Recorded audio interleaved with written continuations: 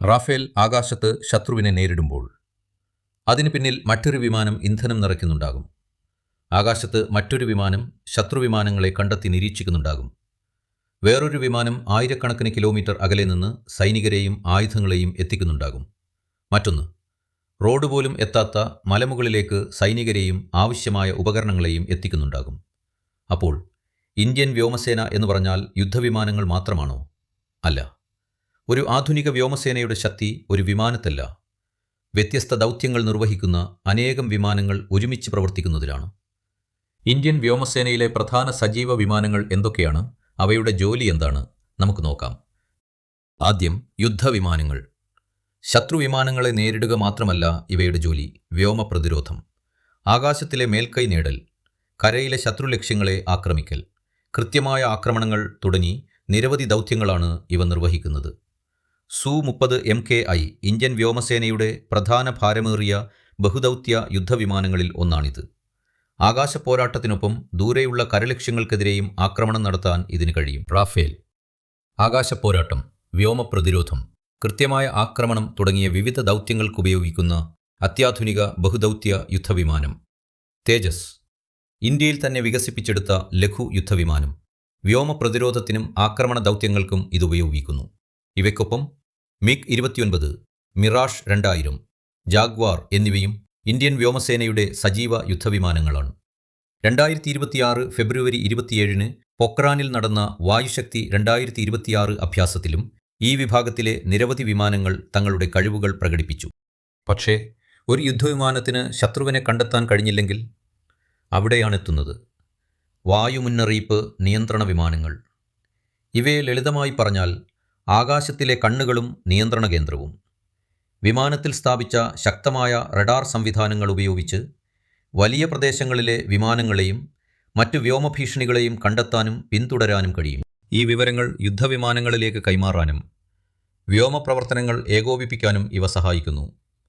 ഇന്ത്യയുടെ സ്വന്തം നെദ്ര വായുമുന്നറിയിപ്പ് നിയന്ത്രണ സംവിധാനത്തിന് 2026 ജൂൺ 25 അന്തിമ പ്രവർത്തനാനുമതി ലഭിച്ചു. ഇത് ഇന്ത്യയുടെ ആകാശ നിരീക്ഷണത്തിനും യുദ്ധമേഖലാ നിയന്ത്രണ ശേഷിക്കും ഒരു പ്രധാന മുന്നേറ്റമാണ്. ഇനി ഒരു വിമാനമുണ്ട്. അത് ശത്രുവിന് നേരെ ഒരു മിസൈൽ പോലും തൊടുക്കില്ല. പക്ഷേ യുദ്ധവിമാനങ്ങളുടെ ദൂരവും ആകാശത്ത് തുടരാനുള്ള സമയവും വർദ്ധിപ്പിക്കുന്നതിൽ അതിന് വലിയ പങ്കുണ്ട്. അത് IL-78. ഇത് ആകാശത്ത് പറക്കുന്ന ഒരു ഇന്ധനശാല പോലെയാണ്. യുദ്ധവിമാനങ്ങൾക്ക് പറന്നുകൊണ്ടിരിക്കെ തന്നെ ഇന്ധനം നൽകാൻ ഇതിന് കഴിയും. അതിലൂടെ യുദ്ധവിമാനങ്ങൾക്ക് കൂടുതൽ ദൂരം സഞ്ചരിക്കാനും കൂടുതൽ സമയം ആകാശത്ത് തുടരാനും കഴിയും. 2026 ഫെബ്രുവരിയിലെ ഇന്ത്യ തായ്ലൻഡ് വ്യോമാഭ്യാസത്തിലും 2026 ഓസ്ട്രേലിയൻ പിച്ച് ബ്ലാക്ക് അഭ്യാസത്തിലും IL-78 ഉപയോഗിച്ചിരുന്നു. അതായത് വെടിയുതിർക്കാത്ത ഒരു വിമാനത്തിനും യുദ്ധത്തിൽ നിർണായക പങ്കുണ്ടാകാം. ഒരു യുദ്ധം നടത്താൻ യുദ്ധവിമാനങ്ങൾ മാത്രം പോരാ. സൈനികർ വേണം, ആയുധങ്ങൾ വേണം, വാഹനങ്ങൾ വേണം, ഭക്ഷണവും മറ്റാവശ്യമായ സാധനങ്ങളും വേണം. ഇവയെല്ലാം വേഗത്തിൽ ദൂരെയുള്ള പ്രദേശങ്ങളിൽ എത്തിക്കാൻ വേണ്ടത് ഗതാഗത വിമാനങ്ങളാണ്. C-17 ഗ്ലോബ് മാസ്റ്റർ 3 വലിയ തോതിൽ സൈനികരെയും ഭാരമേറിയ ഉപകരണങ്ങളെയും ദീർഘദൂരത്തേക്ക് എത്തിക്കാൻ കഴിയുന്ന പ്രധാന ഗതാഗത വിമാനം. C-130 J സൂപ്പർ ഹെർക്കുലീസ് സൈനിക ഗതാഗതത്തിനും പ്രത്യേക ദൗത്യങ്ങൾക്കും ദുർഘടമായ വിമാനത്താവളങ്ങളിൽ നിന്നുള്ള പ്രവർത്തനങ്ങൾക്കും ഉപയോഗിക്കുന്ന പ്രധാന വിമാനം. C-295 ആധുനിക സൈനിക ഗതാഗതത്തിനായി ഉപയോഗിക്കുന്ന വിമാനമാണിത്. സൈനികരെയും ചരക്കുകളെയും ആവശ്യമായ ഉപകരണങ്ങളെയും എത്തിക്കുന്നതിൽ ഇതിന് പ്രധാന പങ്കുണ്ട്. ഇതിനൊപ്പം IL-76 പോലുള്ള ഭാരമേറിയ ഗതാഗത വിമാനങ്ങളും ഇപ്പോഴും സജീവമായി ഉപയോഗിക്കുന്നു.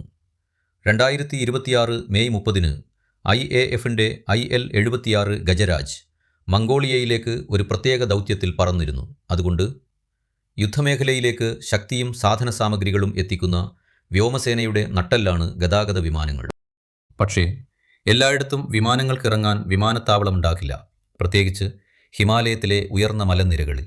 അവിടെയാണ് ഹെലികോപ്റ്ററുകളുടെ പ്രാധാന്യം. Mi-17 സൈനികരെയും സാധന സാമഗ്രികളെയും എത്തിക്കാനും രക്ഷാപ്രവർത്തനങ്ങൾക്കും ദുരന്ത നിവാരണ പ്രവർത്തനങ്ങൾക്കും ഉപയോഗിക്കുന്ന പ്രധാന ഹെലികോപ്റ്റർ.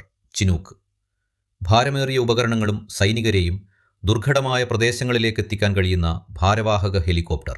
അപ്പാച്ചി കരയിലെ ശത്രുലക്ഷ്യങ്ങളെ ആക്രമിക്കുന്നതിനും യുദ്ധമേഖലയിലെ സൈനികർക്ക് പിന്തുണ നൽകുന്നതിനുമായി രൂപകൽപ്പന ചെയ്ത ആക്രമണ ഹെലികോപ്റ്റർ. LCH പ്രചണ്ഡ് ഇന്ത്യയിൽ തന്നെ വികസിപ്പിച്ചെടുത്ത ലഘു ആക്രമണ ഹെലികോപ്റ്റർ. ഉയർന്ന പ്രദേശങ്ങൾ ഉൾപ്പെടെയുള്ള ദുഷ്കരമായ സാഹചര്യങ്ങളിലെ ദൗത്യങ്ങൾക്ക് ഇതിന് പ്രത്യേക പ്രാധാന്യമുണ്ട്. ഇവയ്ക്കൊപ്പം ALH ധ്രുവ്, ചേതക തുടങ്ങിയ ഹെലികോപ്റ്ററുകളും ഗതാഗതം, രക്ഷാപ്രവർത്തനം, മറ്റ് സഹായ ദൗത്യങ്ങൾ എന്നിവയിൽ ഉപയോഗിക്കുന്നു. 2026 വായുശക്തി അഭ്യാസത്തിലും ഈ വിഭാഗത്തിലെ നിരവധി ഹെലികോപ്റ്ററുകൾ പങ്കെടുത്തു. അങ്ങനെ യുദ്ധവിമാനങ്ങൾ ആകാശത്തെ സംരക്ഷിക്കുമ്പോൾ ഹെലികോപ്റ്ററുകൾ ആകാശത്തിനും ഭൂമിക്കും ഇടയിലെ പാലമായി മാറുന്നു. പക്ഷേ ഒരു പൈലറ്റ് നേരിട്ട് റാഫേലിലോ Su-30 MKIയിലോ കയറി പരിശീലനം തുടങ്ങുന്നില്ല. ആദ്യം അടിസ്ഥാന പറക്കൽ പരിശീലനം, തുടർന്ന് കൂടുതൽ സങ്കീർണമായ വിമാനങ്ങൾ കൈകാര്യം ചെയ്യാനുള്ള പരിശീലനം. ഇതിനായി PC-7 Mark II, hoc, Kiran തുടങ്ങിയ പരിശീലന വിമാനങ്ങൾ ഉപയോഗിക്കുന്നു. 2026 ജൂൺ 13 ഹൈദരാബാദിലെ എയർഫോഴ്സ് അക്കാദമിയിൽ നടന്ന ബിരുദദാന ചടങ്ങിലും ഈ പരിശീലന വിമാനങ്ങൾ പ്രദർശിപ്പിച്ചിരുന്നു. അതേസമയം വിദൂര നിയന്ത്രിത വിമാനങ്ങളും നിരീക്ഷണത്തിനും വിവരശേഖരണത്തിനും പ്രധാനമാണ്. പൈലറ്റ് വിമാനത്തിനുള്ളിൽ ഇരിക്കാതെ തന്നെ നിയന്ത്രിക്കാവുന്ന ഇത്തരം സംവിധാനങ്ങൾ ദീർഘനേരം നിരീക്ഷണം നടത്താൻ സഹായിക്കുന്നു. അപ്പോൾ റാഫേൽ ശത്രുവിനെ നേരിടുമ്പോൾ Su-30 MKI ആകാശത്ത് മേൽക്കൈ നേടാൻ ശ്രമിക്കുമ്പോൾ നെത്ര ആകാശമേഖലയെ നിരീക്ഷിക്കുന്നു. IL-78 യുദ്ധവിമാനങ്ങൾക്ക് ആകാശത്ത് വെച്ച് ഇന്ധനം നൽകുന്നു. C-17, C-130J, C-295, IL-76 സൈനികരെയും ഉപകരണങ്ങളെയും ആവശ്യമായ സ്ഥലങ്ങളിലേക്ക് എത്തിക്കുന്നു. ചിനൂക്ക് ഭാരമേറിയ ഉപകരണങ്ങൾ മലമുകളിലേക്ക് എത്തിക്കുന്നു. അപ്പാച്ചിയും പ്രചണ്ഡും കരയിലെ യുദ്ധമേഖലയെ പിന്തുണയ്ക്കുന്നു. വിദൂര നിയന്ത്രിത വിമാനങ്ങൾ നിരീക്ഷണം തുടരുന്നു. ഇവയെല്ലാം ചേർന്നാണ് ഒരു ആധുനിക വ്യോമസേന രൂപപ്പെടുന്നത്. അതുകൊണ്ട് ഇന്ത്യൻ വ്യോമസേനയുടെ ശക്തി ഒറ്റ യുദ്ധവിമാനത്തിൻ്റെ ശക്തിയല്ല. വ്യത്യസ്ത വിമാനങ്ങൾ, വ്യത്യസ്ത ദൗത്യങ്ങൾ ഒരേ ലക്ഷ്യത്തിനായി ഒരുമിച്ച് പ്രവർത്തിക്കുന്നതിലാണ് യഥാർത്ഥ ശക്തി. ഇതാണ് ഇന്ത്യൻ വ്യോമസേന. ഒരു ആകാശം, പല ദൗത്യങ്ങൾ, ഒരേ ഒരു ലക്ഷ്യം, ഇന്ത്യയുടെ സുരക്ഷ.